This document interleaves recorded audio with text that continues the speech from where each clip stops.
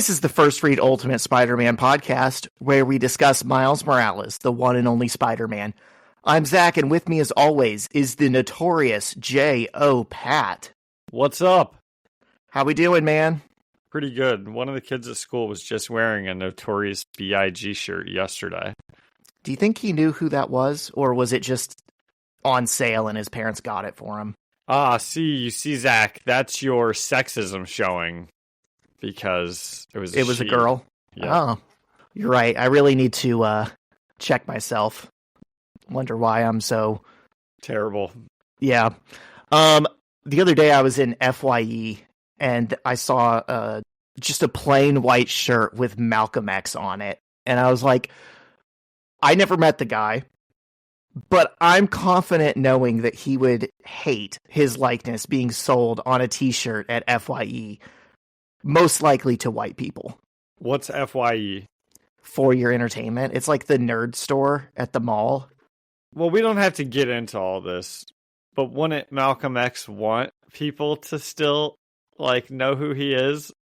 I think he would want people to know who he is, probably by, reading his book and stuff. I don't think he would want some third party just putting his face on a t-shirt and making profit from it. And there you have it. From the Malcolm X expert of the world. I never said that. Have you seen there's some viral video of a comedian absolutely bombing. He's like, I'm 1/16th black, so I'm not from Wakanda, but I'm from Wakanda. And that's funny. You can hear the audience groaning.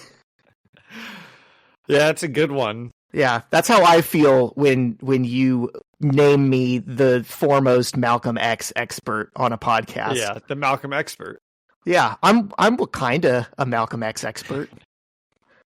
What have you anyways, been up to this week? Dude, absolutely nothing. I've had COVID. How about you? What have you been up to? Oh no. How are you feeling? I'm feeling a little better today. I took a allergy pill when I woke up, had a coffee, so I can at least fake it till I make it through this pod. There you go. My volleyball team had their game. We won. Maybe that was before the last episode also, but so just doing some volleyball practices, some bowling, standard stuff. Right on. Do you ever watch Bones? Nope. I've seen a couple episodes way in the past, but no, I'm not that into it.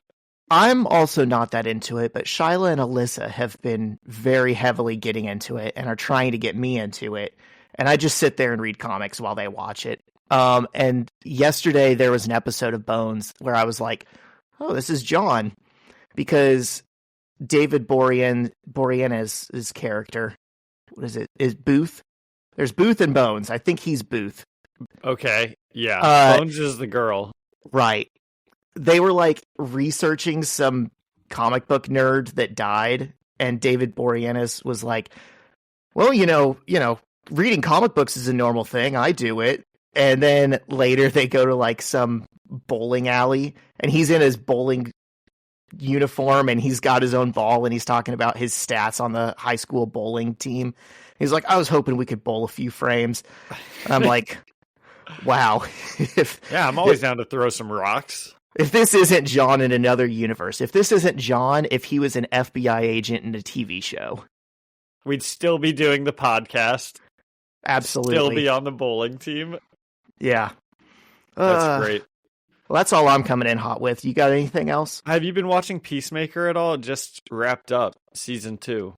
No, it's on my list, but first we got to finish Gen V. Oh, Gen V's also heating up a little bit. Gen V has gotten good. And then I saw the other day, they're teasing Invincible Season 4 coming out in the spring, which I am super excited about. I thought it would take them longer to make the next season, but... That's crazy.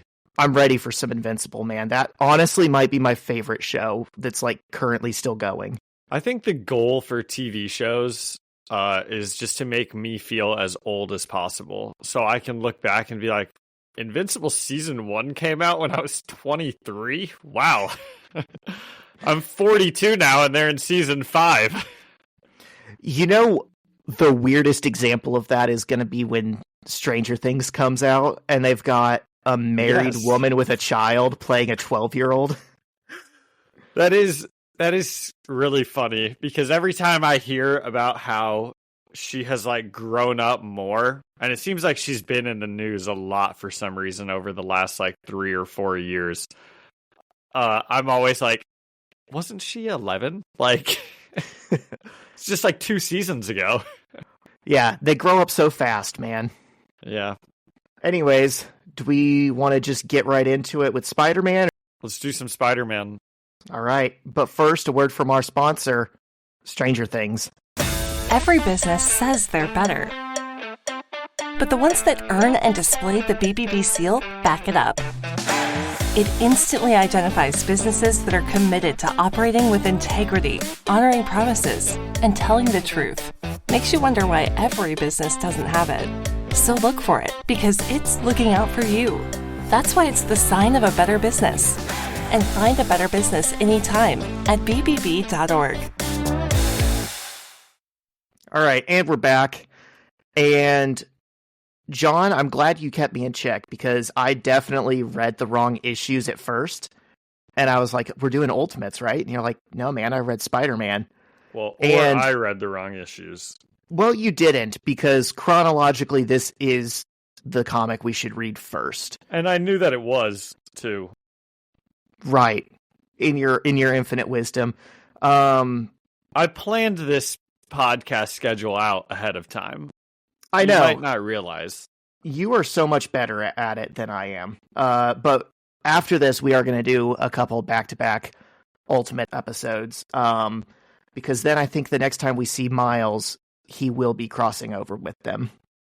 Is it cool if I take this first one and you get the second one? Yeah, you got it. Let me find it, because I never can. Because at this point, I've downloaded 300 issues onto my iPad. And they're all titled just close enough together that you can't just skim through it and look for one. You actually download the issues? Yeah, so then I can find them easily when it's time to record, like I'm doing now. I just click on them and they're in my recently read, continue reading this series. Yes, but then when I try to go back when it's time to record, it's like a pain to get to the previous issue. I know, that is one problem I have with the Marvel Unlimited user interface is you can't go backwards very easily.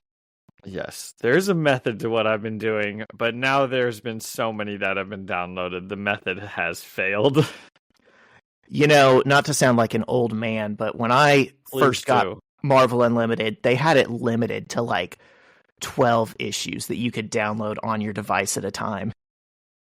You know, when I first downloaded Marvel Unlimited, it was $60, and now I'm getting charged an arm and a leg to read these comic books.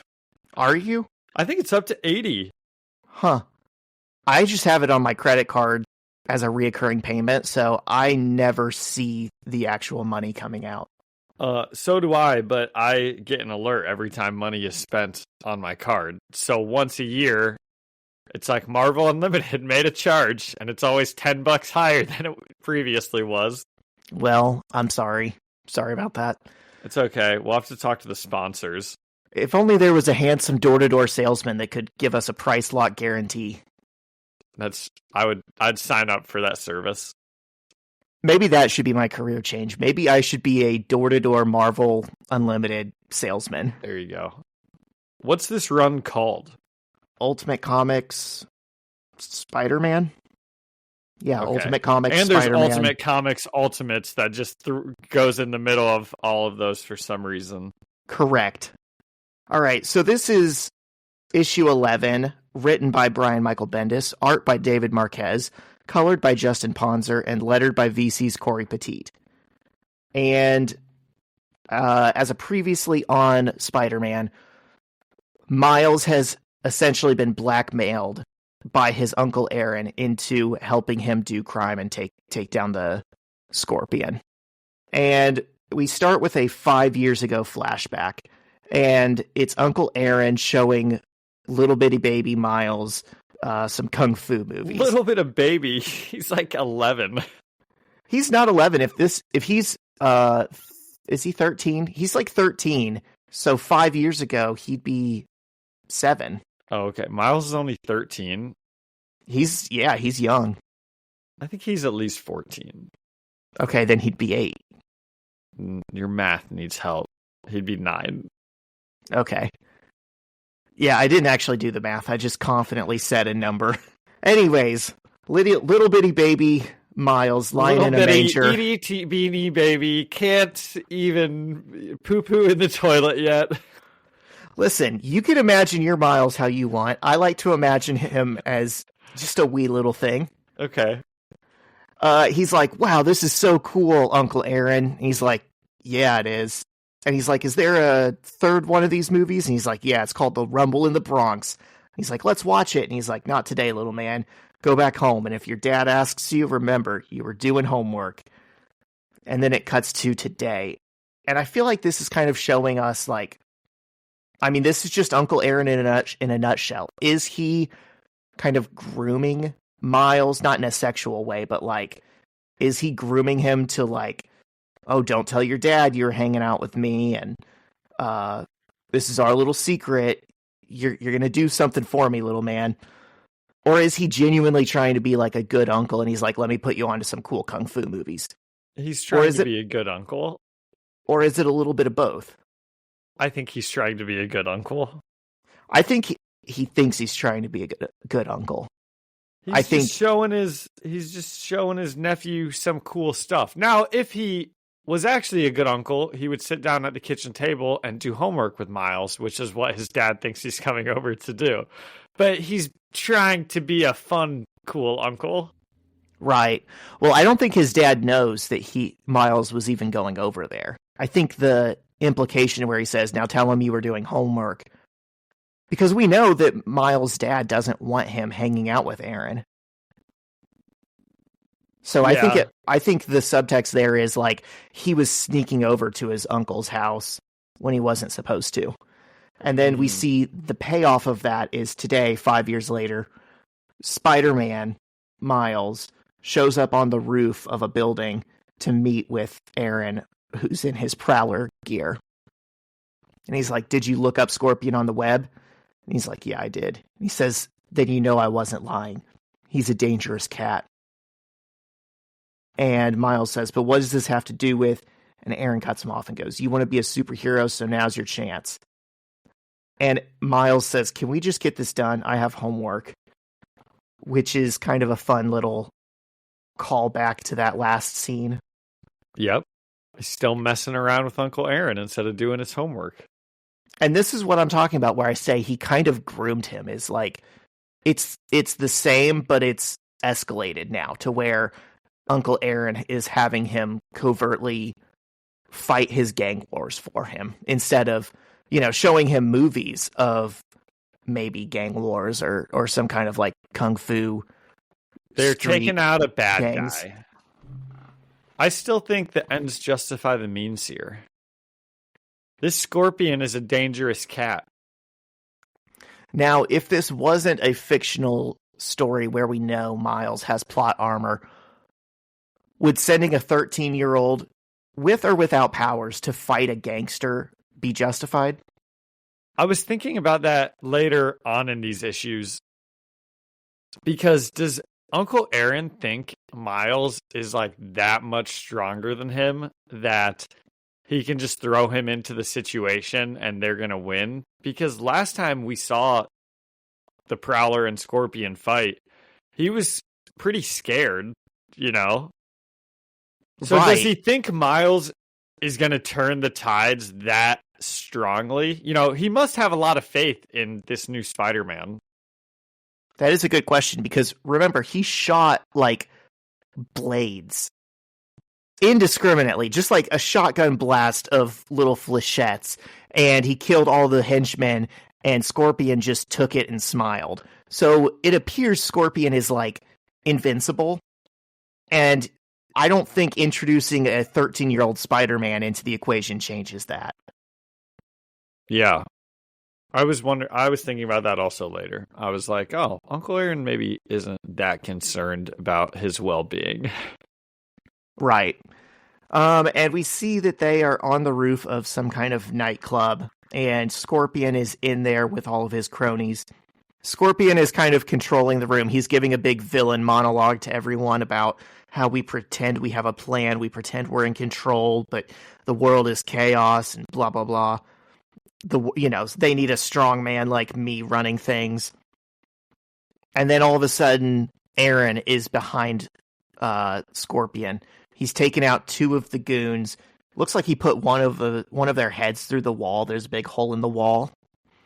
And he says, "Fair warning, Scorpion, go back where you came from." And so, they're both posturing. They're like, "I'm going to beat the shit out of you. No, I'm going to kill you." And then Miles comes crashing in through the skylight window above them. And Aaron's like, "Oh yeah, go home, Hector. Do I make myself clear?" And he's standing there next to a Spider-Man who's a whole head shorter than him, which is very funny. It's like he clearly just brought in someone who's 5 feet tall into the battle and is like, "You scared now? You gonna back down?" And all of Scorpion's thugs pull out guns and they start blasting everywhere. And Uncle Aaron does something crazy and picks up one of the thugs that he had knocked out, and he's using him as a human shield, and we don't see it, but surely this guy just gets riddled with bullets. Why is that crazy? Crazy smart. It is. I mean, it's efficient. It works. It protects him from the bullets. What would you have preferred? Uncle Aaron be riddled with bullets? He doesn't have super speed and flipping ability like Spider-Man. Spider-Man's flipping out of the way of all of this. I guess I feel bad for this gangster because while he probably had it coming because he's also a criminal and whatnot. That doesn't mean he has it coming. The sad thing is he's unconscious and shirtless. He looks so vulnerable. It's kind of sad to use him as a meat shield. Yeah. Maybe Uncle Aaron had already killed him. That is possible. And there was girls in the club, that are presumably not part of the gang. They're just the entertainment or the dates for the night. And they start running out of there. They're like, "This place is crazy." And they go outside and they're telling everyone, "They're shooting. Spider-Man's in there." And inside, Miles is doing flips and kicking the guys with guns. And Aaron somehow gets his hand on one of the guns and starts shooting at Scorpion. And again, the bullets are just bouncing off Scorpion. This guy is bulletproof. Yeah, what is his deal? He catches Miles' foot at one point, and he does what the Hulk does to Loki in the Avengers, where he just flips him over his head and smashes him into the ground and starts punching him. And Miles says, "I've actually never been punched in the face before." And there is a quick little snippet of Uncle Aaron looking kind of worried for Miles. That's true. Just adding to their relationship. Yeah. And I like the little spinny lines around Miles's head after he gets punched. Yeah, he's got spider powers and everything, but he's still a kid who's never been in a real fight before. And you can tell he's dazed, It's like the Mike Tyson quote, "Everyone has a plan until they get punched in the face." He is not used to responding to this. And he's used to getting rung up. That's right. If they were fighting the Ringer, he would be in his element right now. Yes. And the Scorpion's like, "What are you, 13 years old?" I think that's where I got the idea he was 13. Well, maybe he is 13 then. I think he is. Okay. But I could be wrong. It's funny that in these other panels, Aaron is shooting a gun. But all of a sudden for this one, he has a taser. He has a taser gun. And he shoots Scorpion with that, and the taser works. So he's invulnerable to bullets, but electricity can get the guy. And then Miles kicks Scorpion off of him. and it looks like they've pretty much beat up all the thugs. And Aaron just goes over to Scorpion and starts kicking him while he's down. And Miles is like, hey man, let's go. He's like, we're just getting started. This is all part of the fun. This is a huge win. And Spider-Man says, it just doesn't feel like a win. And then all of a sudden, we see his spider senses going off, and there's fingers around the back of his head, and the Scorpion just smashes Miles' face into the ground. I think he is... Okay, so Uncle Aaron kicks Scorpion, and then he says, we're getting started. And then it looks like maybe he is like down on the ground. Is he picking up money or like picking up people's stuff? And that's when he says, you're missing the fun part of all this, kid. This is a huge win. Oh yeah, he's robbing from a dead guy's wallet. He's Which literally is fine.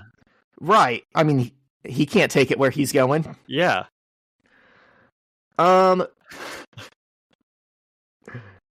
Yeah, Aaron is a good guy. He would never steal from the living. Well, I just don't think he's like... Listen, he's doing bad things, but he's doing them to bad people. So he's not a total... Right? If he goes up and murders an innocent and takes money from his wallet, that's a crime. I'm certain of it.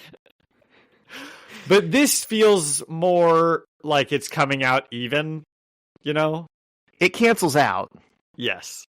Gotcha. So yeah, it looks pretty bad. Looks like Miles just got his face absolutely smashed in, but then he goes invisible, and like a couple panels later, he's kicking Scorpion in the jaw and knocking him unconscious. And this is a moment where the art is really not clear, because it looks like he's unconscious. And then one panel later, Aaron says he's getting away, and then we see the Scorpion running like 20 yards away from Spider-Man. I think that's just a testament to how he's like pretty much impossible to put down. He also must be pretty fast. Yeah. So and Spider-Man he's like sliding under. Is he like laser things?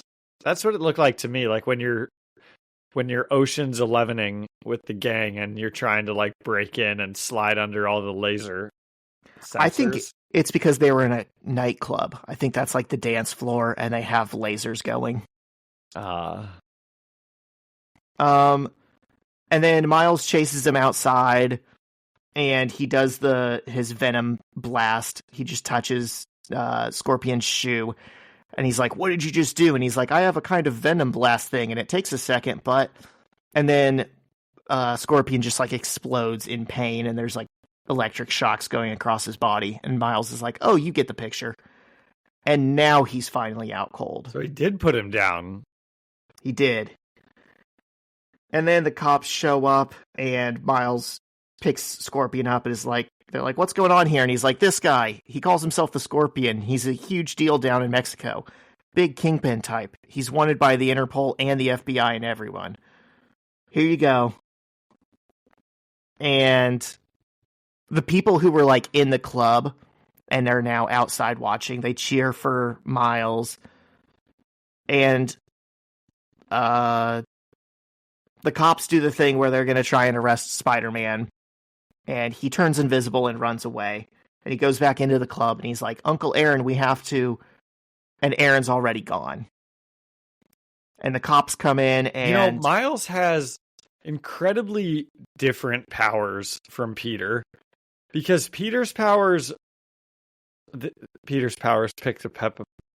up Peter's powers. And he could just like do them, right? It's super strength. He can jump high. He built his webs. They're like automatic powers, but Miles really does have to learn how to do these things because he has to learn how to do invisible, which he seemed to not know how to do. It would just happen at random. Same with his like venom blast thing that he is now getting more under control. Yeah. Yeah, I agree. It's fun going back to it's like we had that arc where Peter is like trying to learn his powers, and for a while there, he's very new at being Spider-Man. And now we're getting that, but in a different way. And so the cops come into the club and everyone's gone except for all the beaten up and dead thugs. And Miles gets back to the roof and he's looking for Aaron and he can't find him anywhere. And he gets back to his dorm room and Genki is in there. And he's reading the news on his phone and it says, "Breaking, all new Spider-Man takes down the Scorpion." And Genki's like, "Oh my god, dude, what were you doing?" Do you think it's hard to be a kingpin with only one eye? I mean, I guess Nick Fury also only has one eye. That's what I was gonna say. He seems I feel like it'd be hard to control things, especially like fighting and, wouldn't your depth perception be off a lot? Well, I've never had one eye. Right. Well, I have. Well, you have.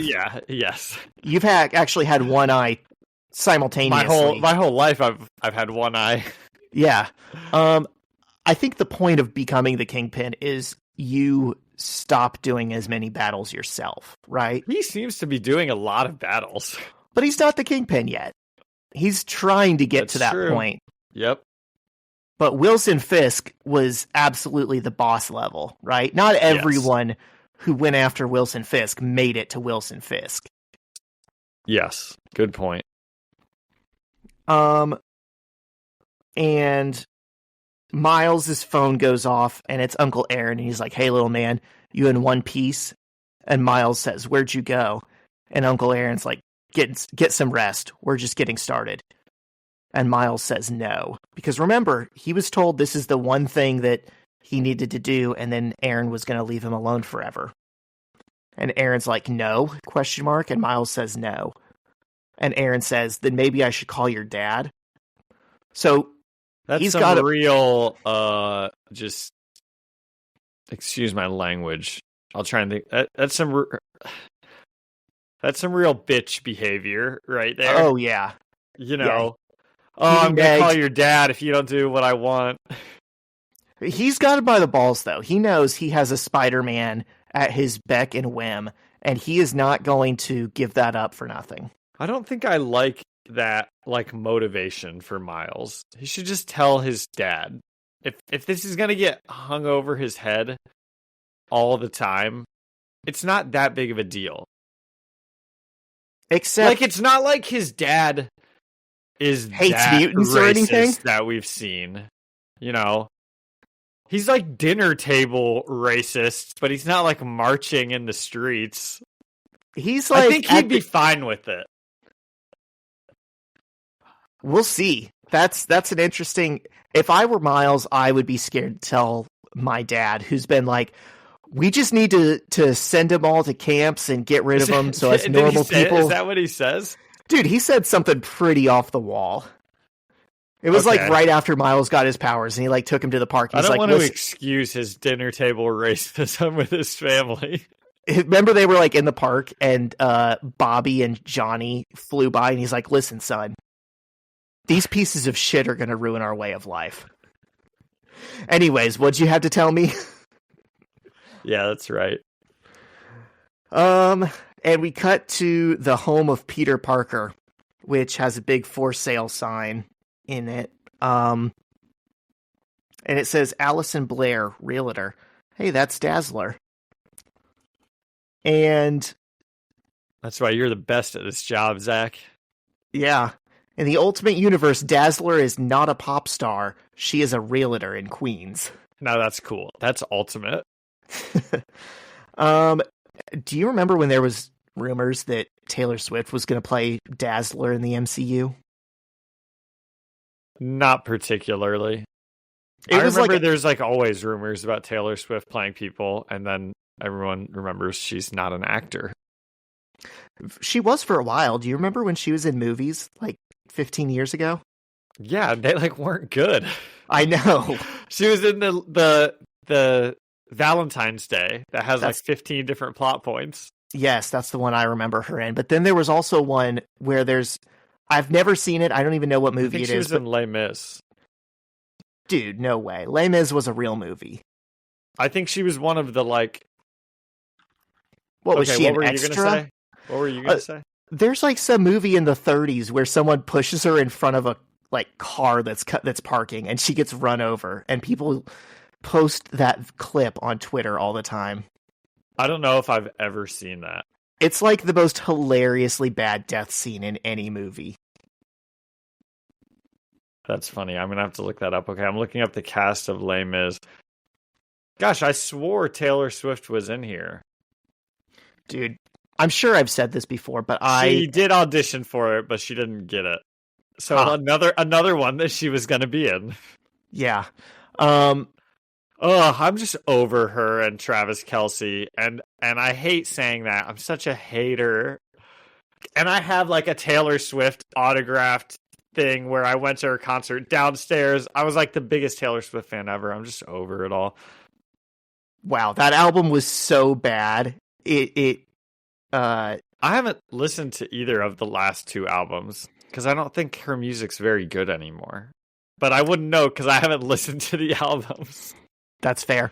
I think the problem is like, what more do we need to hear from the perspective of like a 35-year-old billionaire who's been insulated in her own world for so long, right? Like, yeah, it's like the Kanye West thing. At a certain point, when you've spent like a couple decades around like money and yes men, you just can't make good art anymore. Yeah, that's true. And someone was telling me about her new concert, about her new thing, because I don't know, I guess it's getting a lot of hate. Like she has also reached that level where no matter what happens, 50% of people will love her and 50% of people will hate her. So, but I guess her response was like, well, whether it's good or bad, as long as people are talking about it, I'm winning. And I'm like, oh my gosh, I just like I can't with this woman anymore. That's not the Taylor Swift that I grew up loving. Yeah, and arguably the Taylor Swift that you grew up loving was also, like, not the real Taylor Swift, right? It's whatever version of her she was selling at the time. No, Zach. Oh, okay. No, my apologies. Just a nice little country girl who made good music. How silly of me. I'm way off base. Anyways, in the comic. And I think Travis Kelce's going downhill too. Catch the ball, man. Oh yeah. Yeah. I don't really... He's washed. I don't know why he came back for this season. He clearly doesn't love the game anymore. He clearly doesn't have any explosion, any burst. There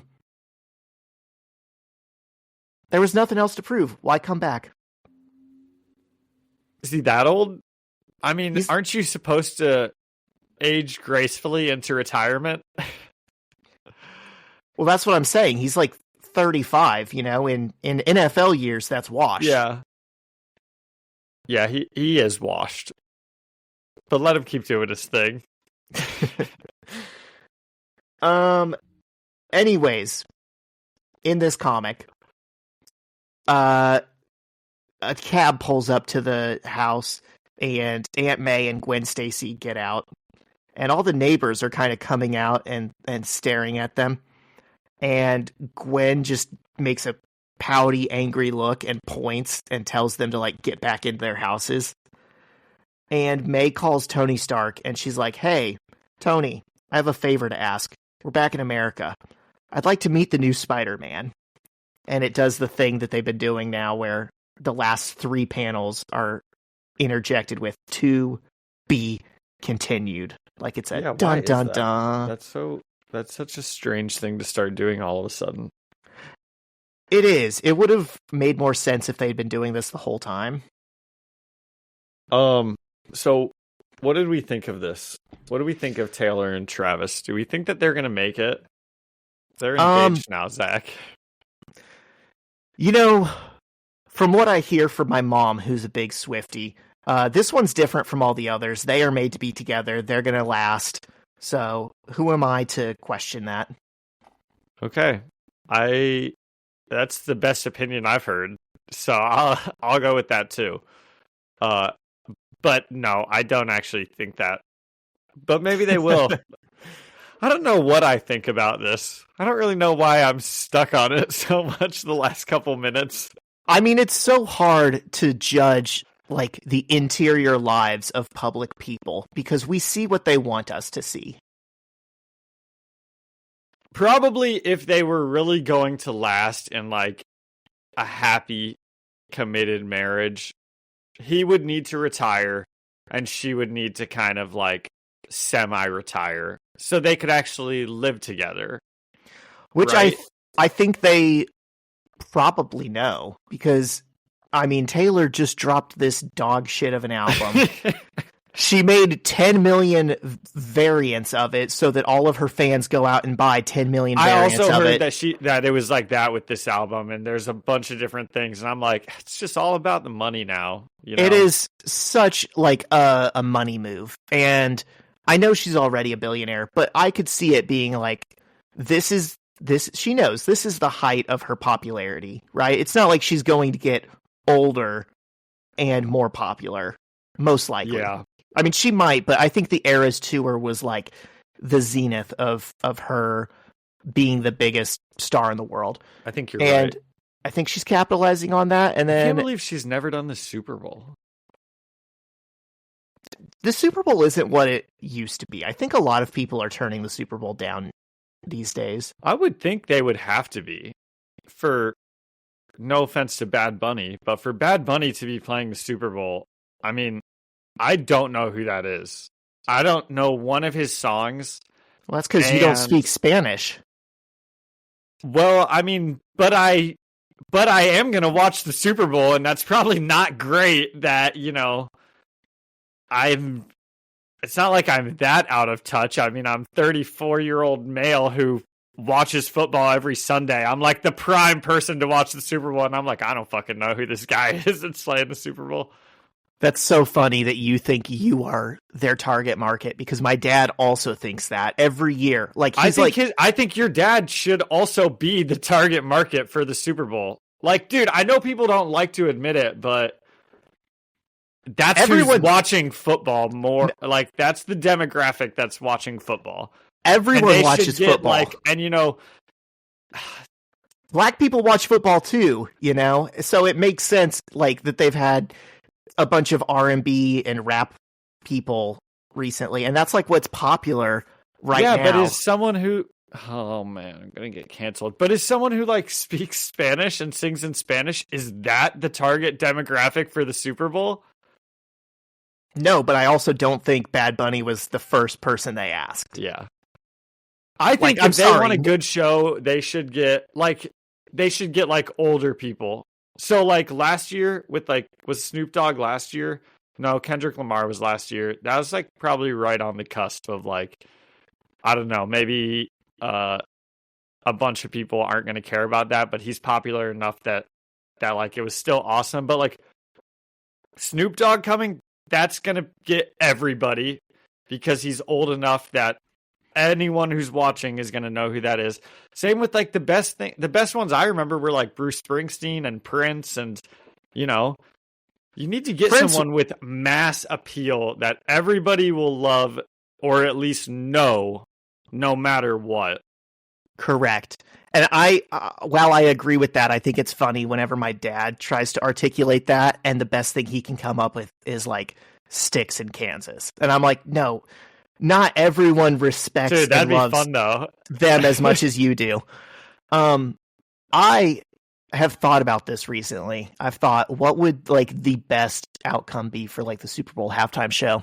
I was trying to think about it with the kids when we were talking about Bad Bunny, and I was doing this little rant, and I was like, I don't know, I can't think of anybody. So maybe he is the perfect choice because I can't think of anyone who has that type of mass appeal anymore.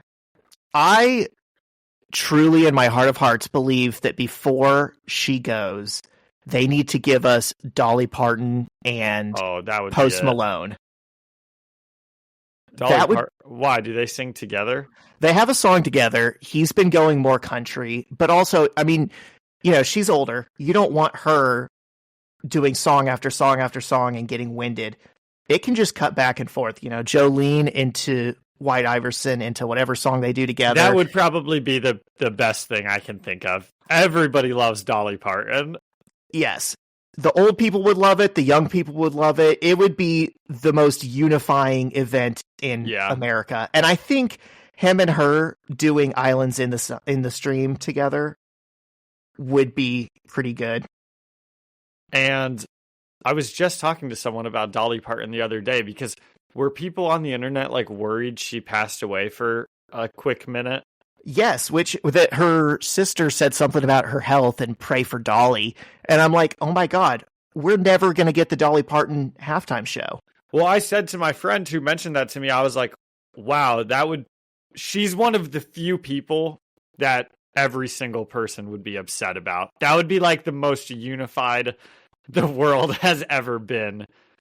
And the Super Bowl, I guess, would kind of be like to your point. Yeah, she's like, that'd be a perfect Super Bowl halftime show. Everybody would go crazy. I feel like the Super Bowl needs to be one of two things.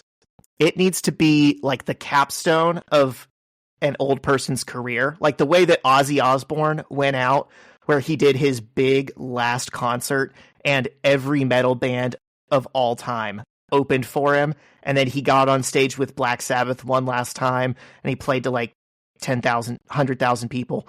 And then he died like a couple weeks later, and that was truly his last show. Super Bowl should be that, or it should be like the launch pad for someone smaller. Like if Turnstile played the Super Bowl and they really just let it. The thing you can't have is like Katy Perry, Beyonce, every year, just the people that you expect. Whoever the most famous current person is. Yes, unless that is part of like if you mix Post Malone with Dolly Parton, unless it's like kind of a grounding thing, right? Yeah. Like if they did postpartum depression. Is that something? It is, but not in terms of Super Bowl halftime shows. No, but I meant like putting their names together, postpartum depression. That's the name of their super group. I don't know, or I guess you'd want it to be like postpartum aggression or something. Dolly Malone. Yeah. Okay, sorry. So what do we think about this issue? Yeah, it was pretty good. I like a good Miles and Uncle Aaron issue. I like it a lot.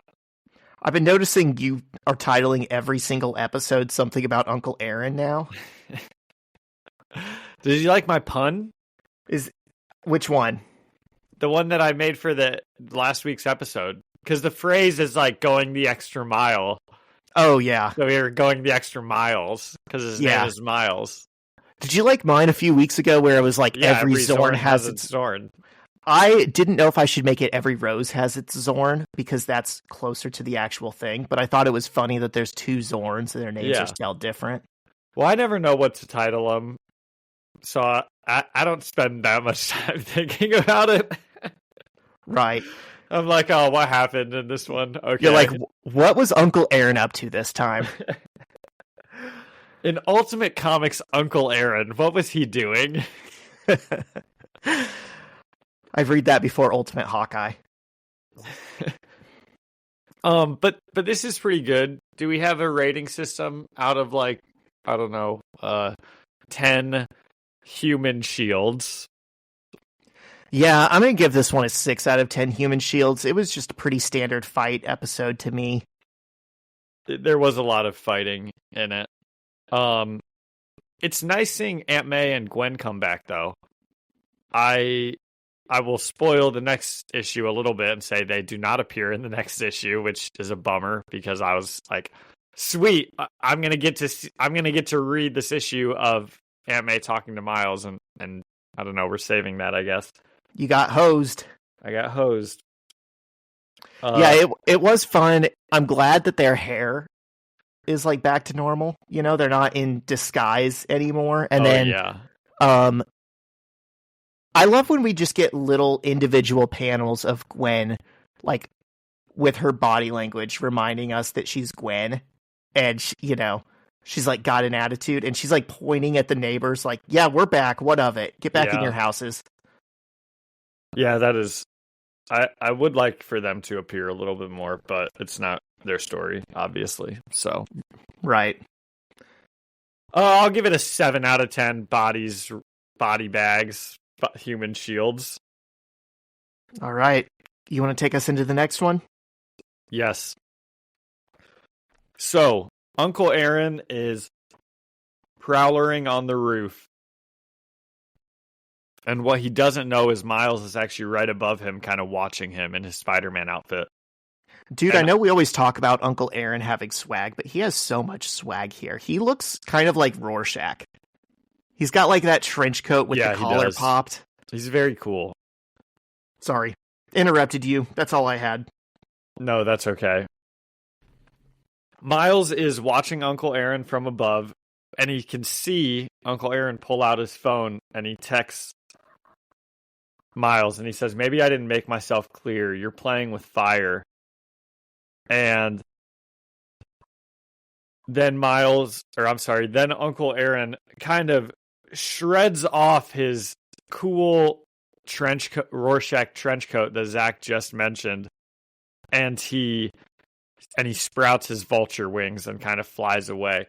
He does have a lot of really cool tech. Yes, I'm glad he kept the vulture wings instead of just using them once. This is like now a part of his entire suit. Yeah, but I'm upset he just destroyed his trench coat because it was cool. It's not something I could ever pull off, but it's very cool. It was cinematic that he ripped it with like the vulture wings, but I wish he had just taken the 2 seconds to take it off and keep wearing the trench coat in more scenes. Maybe he will. Maybe he's got a closet full of them. He can steal a trench coat very easily. Yeah, he can. But that particular one, it was a good look. So back at BVA, the Brooklyn Visions Academy, they're holding class, and all the kids don't care about whatever dumb nerd shit the teacher's talking about. And Genki tries to answer the question, and he gets it wrong. It's about like animals having powers. And then she calls on Judge, and Judge gets it right. Are we supposed to read into this? It's about like animals hiding powers and whatnot. I think Judge knows that Miles is Spider-Man. I think Judge maybe suspects something. I don't know that he's been given enough evidence yet to come to the conclusion that he's Spider-Man. But do you think he's like a vigilante type? Judge? Yeah. Like, do you think that Judge thinks he's like a vigilante type? What do you think he thinks they're hiding? I think this is part of what Bendis is playing with, is like he wants us to be wondering how much Judge knows and how he feels about things. Because Judge, his whole personality is that he's like unreadable, right? He's their roommate that they never know. Is he going to end up being some supervillain who like you can't read or something? I'm not saying that. I'm just saying he's the wild card in the equation. Oh, right? Is that his supervillain name? It might be. So after class, Miles and Genki are talking, and Genki's like, "Did you hear from your uncle after last night?" And Miles is like, "No, I'm going to go tell my parents the truth." So he's kind of keeping things a little bit close to his chest from Genki. And Genki's like, "What? You're going to tell him about this? But isn't your dad like a whole mutant something or other?"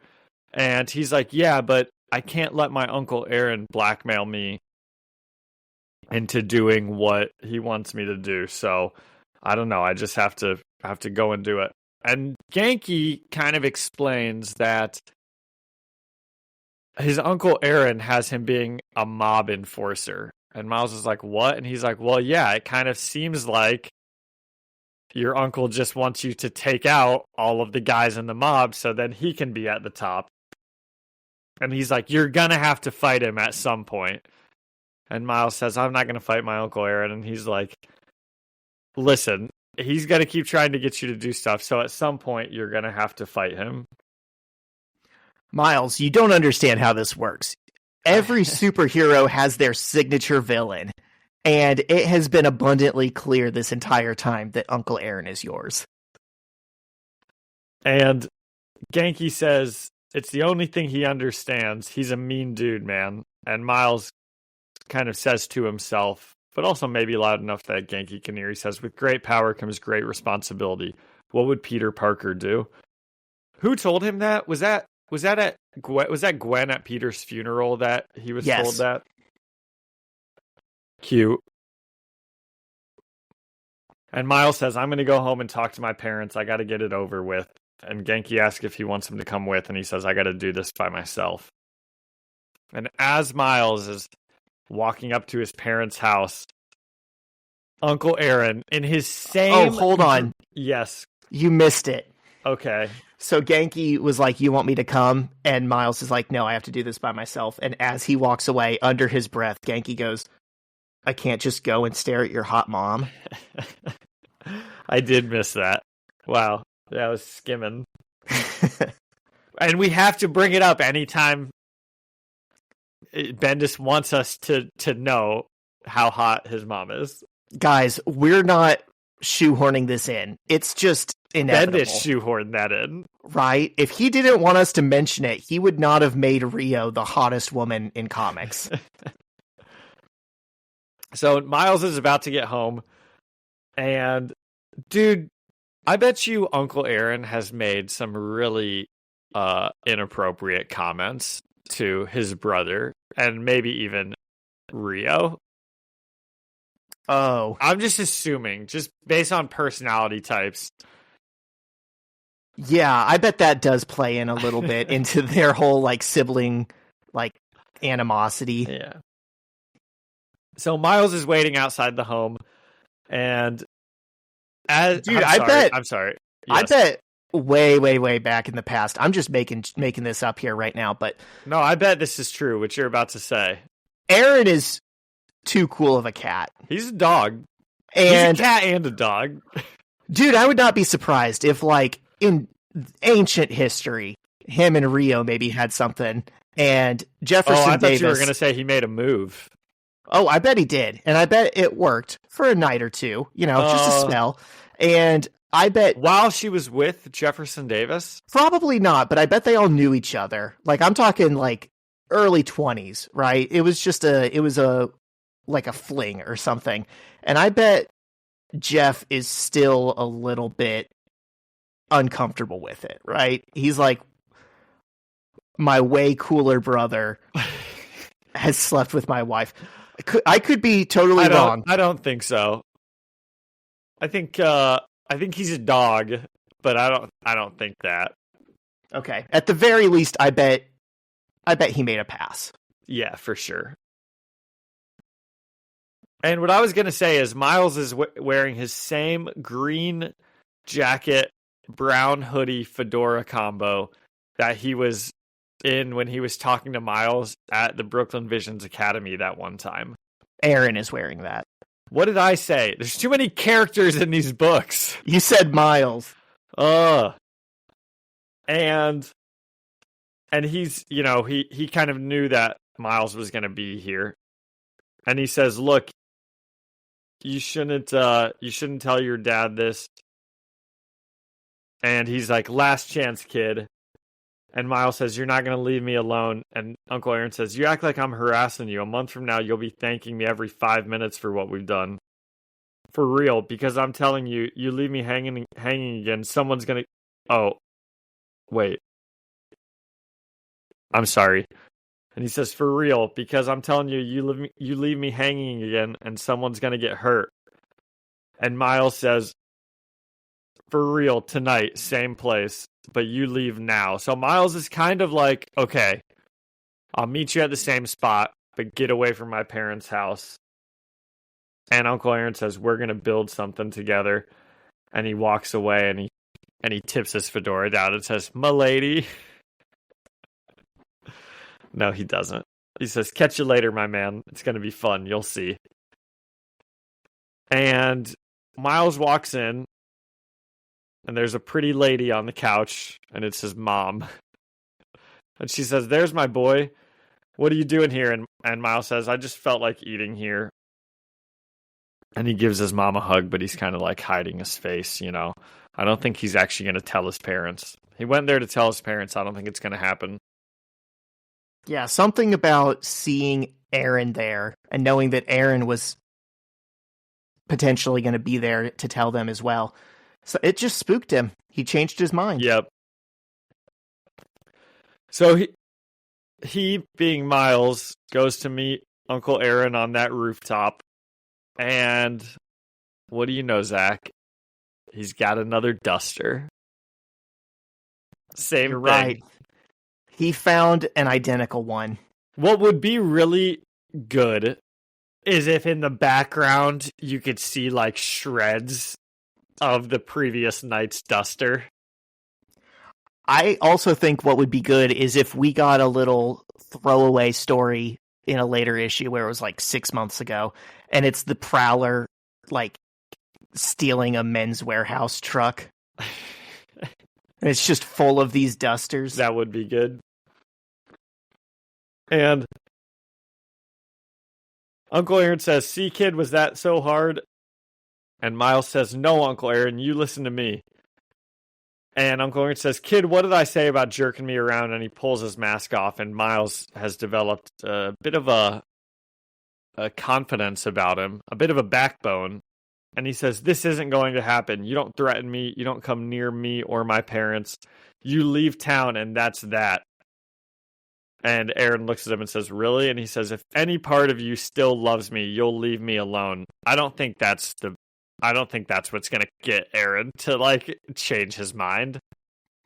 That's a very, I don't know, a little kid sounding type of thing to think that that's going to make an impact. It is. I don't think Uncle Aaron's in this for love.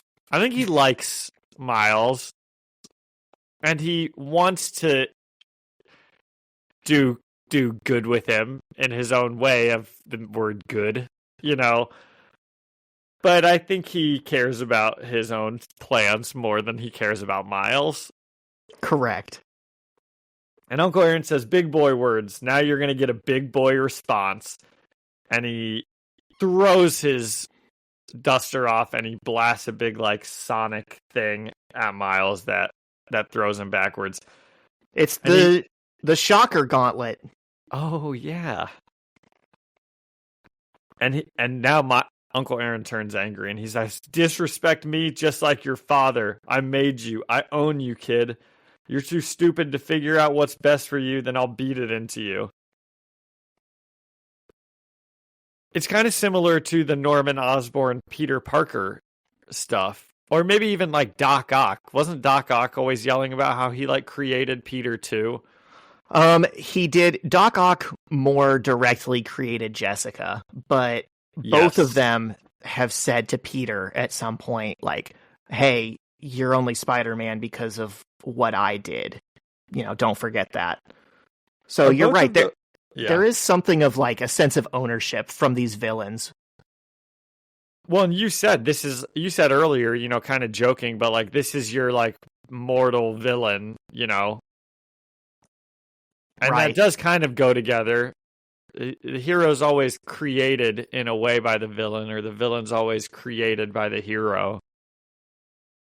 Right. Their origins can be traced back to each other, both. Yes. In this way, it's interesting because it's power-wise, and it's also, this is a literal family member who kind of was helping raise Miles. Yeah. Like, not officially, but he definitely influenced him growing up. Well, that's why they showed us that scene, you know, at the start of your issue. Right. That's a level of connection that Peter never had with Norman or Doc Ock or anyone. And Uncle Aaron is shocker blasting him, and he says, "If your dad would have slapped you around some, you'd probably be more of a man by now anyways." And he's kind of keeping him up in the air and just throwing him around with the shocker gauntlets, and he says, "Oh yeah, now you're a man." And he's just kind of playing with him a little bit. And he finally stops and says, "So, you learned something?" And Miles says, "Yeah, that you suck, but I think I kind of knew that already." And he gives him a big punch across the face.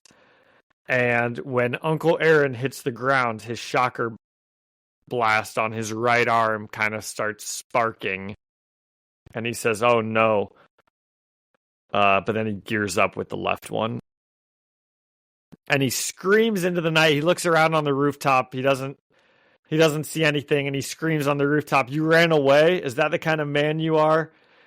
And out of nowhere, Miles kicks him and says, "No, it just takes me a second to remember all these cool powers I have. I'm still getting used to them." That makes sense that his first instinct is maybe just to like punch and fight. And then he has to think about like, oh yeah, I have to use these powers, the fun ones that aren't automatic. They don't just happen. Right. It's crazy that in a way, in doing this, Aaron actually is training up Miles. Like, not in the way he intended, right? You know, but he had talked about like, hey, little man. Kind of in the way he intended too, though, isn't it? Didn't they fight for a little bit on the rooftop just like a couple issues ago? They did. They had their little training session spar. But then I think this is how people become a team. They fight for a bit, then they're mates. We've seen it time and time again. Or maybe this is an inversion of that, right? They're mates and then they have a falling out, you know? Or maybe it still could go either way. It's the duel of the fates here. That's true. So Miles gives Uncle Aaron a big kick, and he kind of kicks him, and he kicks him off the top of the rooftop. And as Uncle Aaron is kind of falling, Miles jumps down to save him. So he still has some good instincts in him. But Uncle Aaron manages to kind of like turn the table and gives him a big shocker blast again. And it sends Miles over the edge, crashing onto the bus below on the street. I shouldn't say crashing onto the bus. He kind of hits it, but the bus is still in one piece. He like bounces, losing control. He like bounces on the roof and then rolls across the roof of the bus.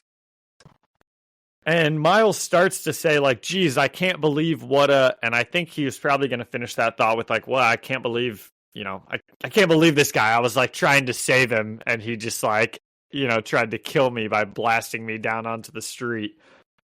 But before he can even finish his thought, he looks up and Uncle Aaron with his working shocker gauntlet sends a huge explosion down at Peter and towards the bus that is full of passengers. And you know, it's as if a bomb basically goes off on the bus, and it sends Miles flying, and it sends everyone in the bus luckily just like tumbling over, but still alive. But it'd probably be dead. That's what I thought was when he first did it. I was like, oh my gosh, Uncle Aaron, they're really vilifying you here. Yeah, dude, I gotta give roses to this art. I mean, this entire issue, I've been noticing a lot of things I like, but then this page is just so cool with all the broken glass and the explosion and the lines for like movement and energy and the concentric circles. This kind of feels like a really well animated like anime, like an old hand-drawn cell anime one where when like the glass breaks, it doesn't just break, it like shatters, and there's big pieces and little pieces, and all of it feels sharp. Really well done. Yes, I agree. I'm glad you said something. And I missed the creators at the beginning of this, so I think this is David Marquez still. Yeah, it's amazing how the last issue was a really fight-heavy one that I didn't like, and this one's a really fight-heavy one that I did like, and the difference is how the art is stylized, even though it was the same artist doing both. And Miles rushes towards the bus to kind of start, trying to help people because some are collapsed under the seats, or some are injured, and he pulls people out and he says, "Is anyone else hurt?" And he's just kind of grabbing people, and they're all like, "Oh, you're stronger than you look," because he looks like a little 13-year-old boy. He doesn't have his man muscles yet.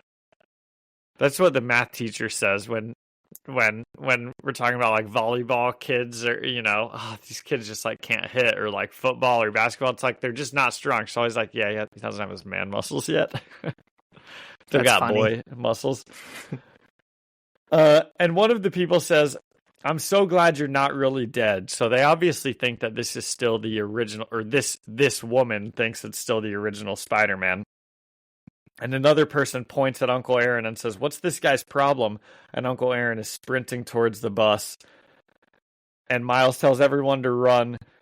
And as he starts beating up on Uncle Aaron, he says, "You really don't care who you hurt. What did the world do to make you think it's okay for you to be this way?" I still don't like that we're trying to appeal to like a sense of morality or rightness with Uncle Aaron, This is the second time he's like, "Uncle Aaron, if you really love me, you do this." And now he's like, "What has the world done to turn you into this villain?" Maybe he's just like, he just wants to be rich and like have stuff. I still don't think Uncle Aaron is like evil. He's just like, he wants to get his. He doesn't care who gets in the way. He's just a psychopath. Or a sociopath. I don't really know the difference between the two. I guess. Do you think he was like when he did a big shocker blast at Miles and Miles was on top of the bus? Do you think it went through his head, "I'm going to blast Miles and I don't care if the people on this bus get hurt"? Or do you think he just saw Miles and he shockered him? I mean, I think a little bit of both. I think he was aware that there would be other people caught in the crossfire, and those people don't matter. Okay, that's bad. I have to change my opinion on Uncle Aaron if I'm putting that headspace in him. I mean, it's like, I'm sure Uncle Aaron knows the basics of like life. How to shoot a gun, right? Like in gun safety, the first couple things that they teach you is like trigger discipline and know what you're pointing at, and then also know what's behind what you're pointing at. Because if you shoot your target, you have to be aware the bullet probably still travels past it, and you got to know what's behind it. That is something that I think is innate to someone like Aaron, who's probably fired many guns and or similar weapons, like this shocker gauntlet. He's a bad guy. Yes. And he's getting beat up by Spider-Man, and people are watching and cheering. Go Spider-Man, kick him in the face. So glad he's not dead. These guys should back up. This is one of my biggest pet peeves with any superhero things, is how close everyone wants to be to the action. It's kind of funny, though. I do like the idea. Exploded. Run. I do like the idea that, like, the citizens of New York, despite whatever they know happens in these, despite like Ultimatum just being a couple months ago, collateral damage before. They are just NPCs. They are the cheering circus crowd. You give these people the peanuts and a carnival, and they'll clap, for, hey, you for their mess with city one of blowing us, up. you mess with all of us. That's just New York, baby. They have the most shit-eating grins while they're watching this superhuman fight. There's not an ounce of fear in any of these people's eyes. Okay, so God love them. Yep. And Miles says, so he just said to Uncle Aaron, what did the world do to you to make you think it's okay for you to be this way? And he says, that's why I can't do what you do. That's why I can't be like you. And Uncle Aaron says, speak to me. I'm going to drop your corpse right at your father's lap, you ungrateful. And he's fully into his villainy. Now, I can no longer make excuses for you, Uncle Aaron. You're not supposed to say that type of stuff to a 13-year-old kid who's your family. It's the point of no return. Yes. And I didn't mention, but while Miles says, that's why I can't do what you do, that's why I can't be like you, he does his Venom thing to Uncle Aaron's neck. And earlier, when he did this to Scorpion in Zach's issue, or maybe that was mine, I don't remember, he makes a comment. He does it to Scorpion, and Scorpion's like, hey, what did you just do to me? And Miles is like, oh, it usually takes a second for it to catch on. And then Scorpion gets shocked. And so he does this to Uncle Aaron, and that's when Uncle Aaron says, speak to me, I'm going to drop your corpse right on your father's lap. And he goes back to give him like a huge finishing punch. But the Venom blast in his neck and the shocker gauntlet that's messed up on his right hand, they kind of like combine electricity, and it creates an enormous explosion with Uncle Aaron's right hand at the epicenter of it. And Uncle Aaron is, blown up in a big explosion, and Miles goes sent flying, and he's like, oh my God. And he's looking at Uncle Aaron, and Uncle Aaron is, he's not looking good. He's just been blown up. And he says, how about that? You are just like me. And his eyes shut, and Miles looks sad. And it says to be continued. Hey, I'll tell these two the same thing that my buddy Chris tells his daughters when they get hurt. You want to play tough. You want to play rough. You got to be tough. Yep. My mom used to say, like if you want to run with the big dogs, something. You can't complain when you get hurt. Something like that. If you want to run with the big dogs, you got to get off the porch. Is that it? No, I have no idea. It was something. If you can't run with the big dogs, stay on the porch. So that came up twice there. Yeah, I think that was it. Yeah. Yep. Anyways, pretty good one here overall, I think. Do you think Aaron's dead? I do think Aaron's dead. I think that this is probably the close to Spider-Man death that we've been waiting for. And it's going to turn him into the hero he needs to become. Or maybe the villain. Maybe he takes on the Prowler costume. I mean, that's what happens in the latest Spider-Verse movie in one of those dimensions. Well, they're together, though. Uncle Aaron's alive in that. That's right. They're partners. But yeah. Right. So we talked about that last week or 2 weeks ago, but there are universes where this works for Uncle Aaron and Miles becomes the Prowler. Correct. What's he rated out of? Out of 10. What are those jackets called? Out of 10 dusters. Yeah, but dusters are the black ones. What trench coats? Out of 10 trench coats that will never be worn again. Because Uncle Aaron's dead. Rip.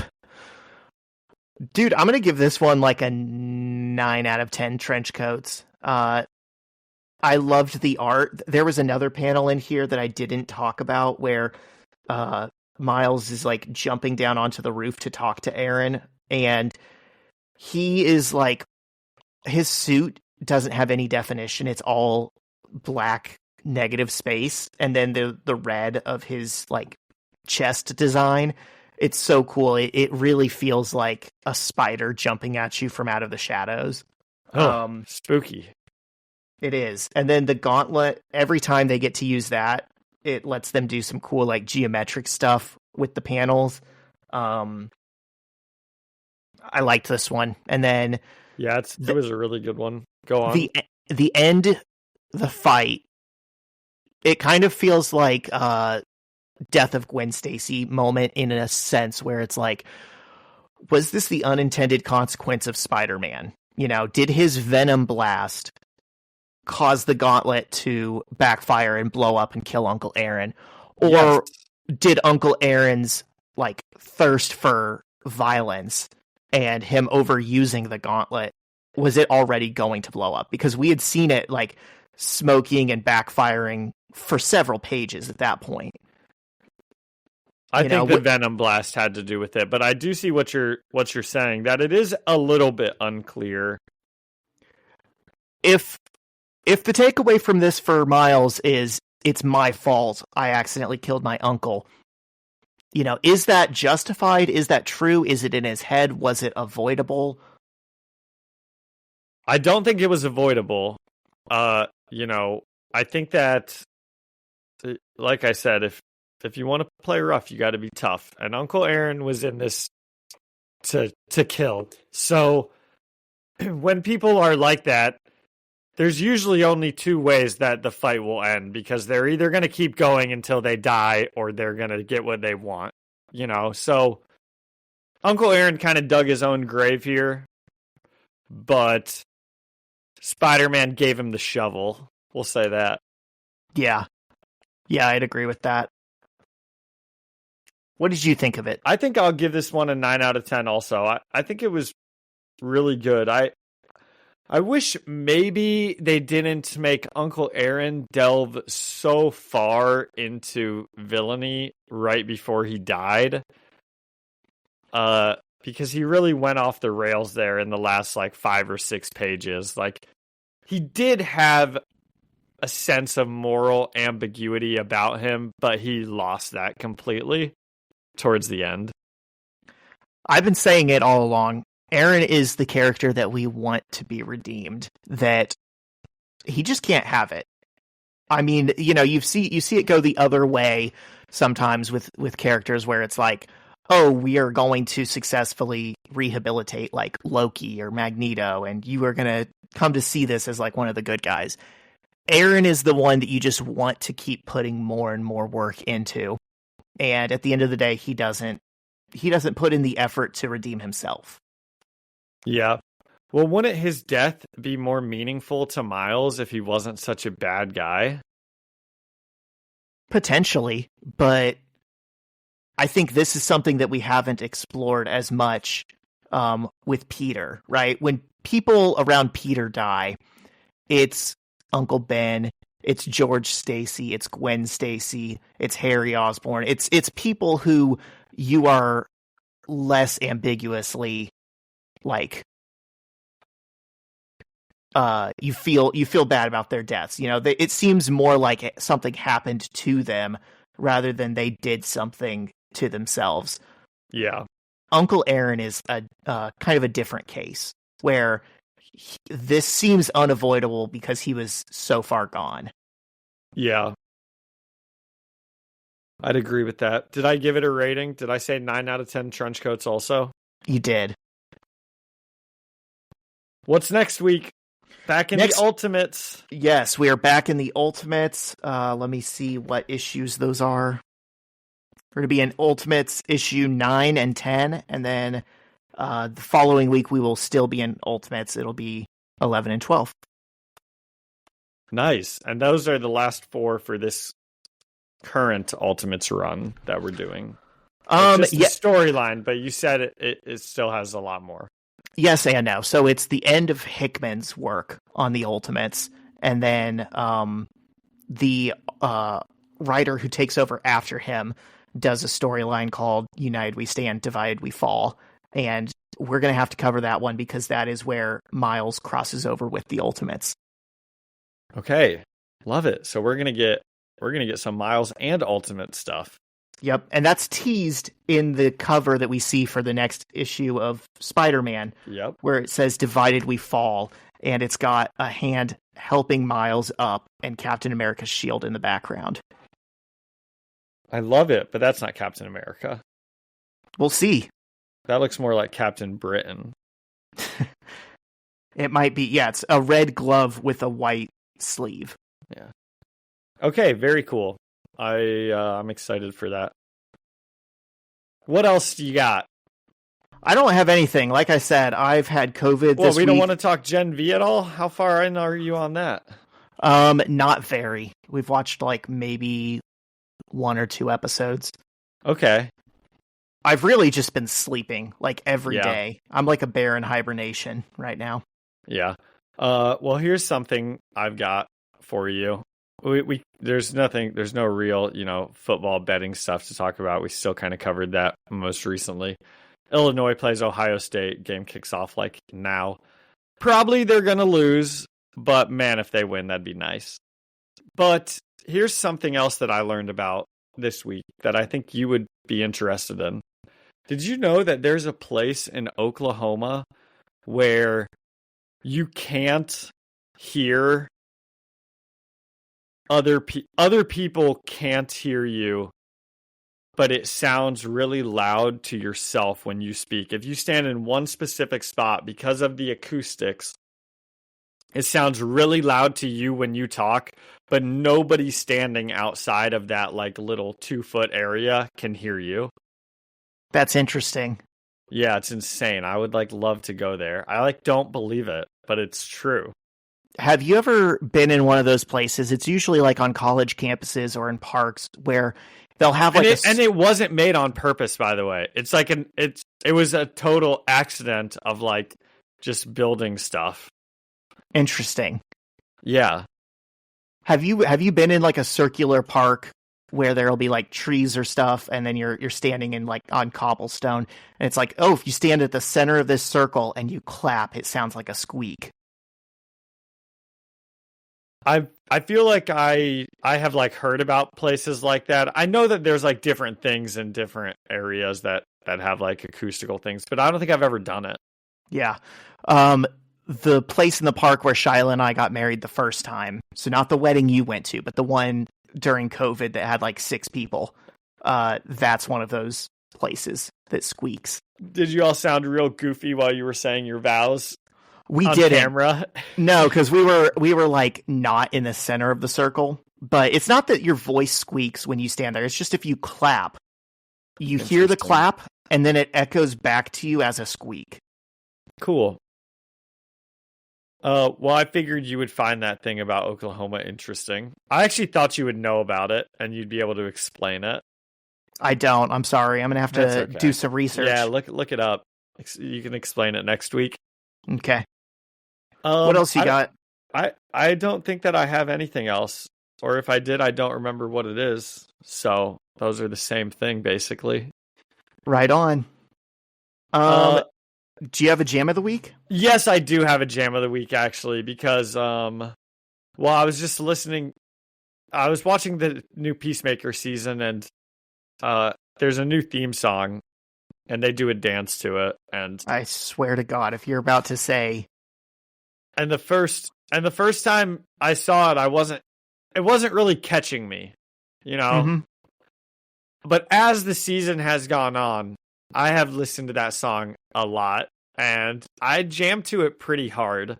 So the jam of the week is going to be "Oh Lord" by Foxy Shazam. Are you trolling me right now? No, why?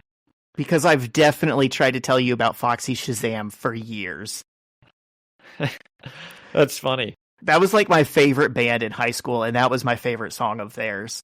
And I've definitely made it the jam of the week before. Yes. This is the first song to ever be the jam of the week by both of us. Yeah. Wow. That's funny. No, I didn't know that at all. I'm pretty sure the last time I saw Foxy Shazam, I went on the pod like the week later and was like, dude, this band that I used to love in high school and haven't thought about in a while, they still bring it live. They were so good. And you were probably like, right on, man. I don't know them. Yeah. And what's funny is now that they are like the theme song in Peacemaker, I'm sure they're way more popular just because now even people like me know about them. James Gunn is like putting them on in a lot of ways. I think they're really good friends with James Gunn because they also did some stuff for the Superman soundtrack. And I don't know, they're weird. They're a band that it's like they've been around forever. And well, they look like a 70s or 80s type of band or something. Oh yeah, they've been compared to Queen for a long time.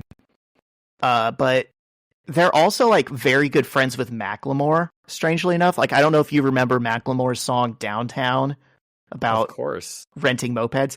That chorus, Downtown. Yeah. That's sung by Eric Nally, the singer of Foxy Shazam. Oh, wow. That's funny. And he's got other collabs with Macklemore. He's like toured with Macklemore and stuff. They are so talented, but oddly enough, they never seem to break out like on their own. It's always just that they have other famous friends that like put them on stuff. Huh. Well, yeah, they jam, and maybe that'll get you to watch Peacemaker. I want to watch Peacemaker. I've known that. I've known that they were going to be part of it. Trust me, it's Peacemaker is on the list. I just gotta watch Gen Z. Here's Gen another V jam first. week that you'll like, and this is actually going to be another double jam of the week. This one doesn't really count, but you mentioned Superman. That punk rocker song wasn't. I didn't really have a feeling about it when it was Superman. I was kind of like, dude, I am a little sick of James Gunn just like putting musical numbers and things. Like Peacemaker was really good. I won't spoil anything, but the finale itself was a bit of a letdown after what was really a good season. And there's just like so much music in the finale. It's like too much. Every other scene is like a musical thing. And that's kind of what I felt in Superman also. By the time that punk rocker song came on, I'm like, if we just don't need this, it's just James Gunn being James Gunn. And but I've been listening to that song a lot too, and it's really growing on me. And I showed it to a bunch of the kids one day because it was just stuck in my head all day. So like every class I was in with the kids, I'm like, this song's been stuck in my head all day. You guys want to hear it? And then they all hate it because anything I show them, they all hate. You know, Sure. It's not cool to like anything. And I'm like, you're crazy. It's a fun song. What do you mean it's bad? What you kids know about Iggy Pop? Yeah. I've got a jam, and Okay. it's Where There's a Will, There's a Whalebone by Islands. I've been getting so into Islands again. This was like an indie band that I loved in high school that I'm just rediscovering now that I like indie music again. And that whole album is incredible. But Where There's a Will, There's a Whalebone has like a really cool, like, it goes from just a standard indie rock song into like this weird, almost like Gorillaz meets Cake, like kind of rap during a breakdown kind of thing. It's very interesting. Okay. Cool. 3 songs for the Webheads this week. 3 really good songs. If you guys don't ever listen to our jams, you got to listen to these ones. Yep. Okay, is that it? I think that's it, man. Well, thank you to Ian Hickey for the music and Alyssa Seaman for the artwork. And thank you to all the Webheads for listening and leaving us a review or a comment. You can find us the First Read Ultimate Spider-Man podcast on Apple Music or anywhere else you find podcasts, or you can come and chat with us on Instagram at First Read Podcast. Send us an email at firstreadspidey@gmail.com or find us on YouTube, the First Read Ultimate Spider-Man podcast. See you next week. See ya.